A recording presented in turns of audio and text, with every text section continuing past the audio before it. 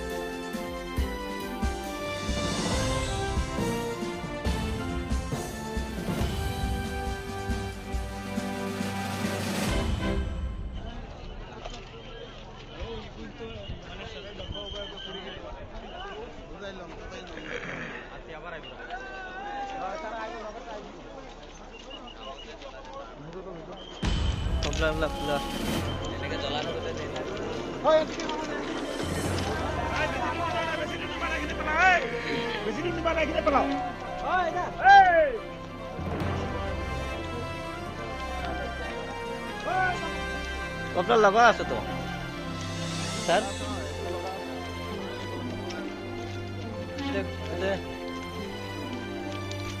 চাপ আছে কিনা নাই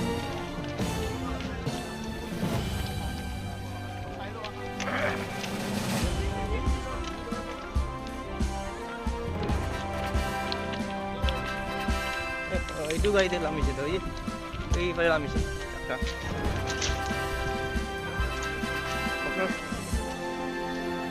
স্টাফ খোলা নাই নেকি? বহুত কবজাল আছে তো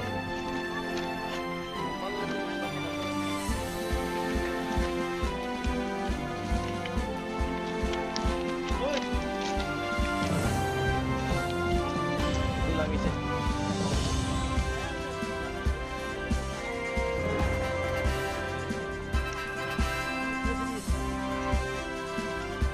এফালে গাড়ি দিচ্ছে, এফালে কাটছে এই গাড়ি কাটা আছে।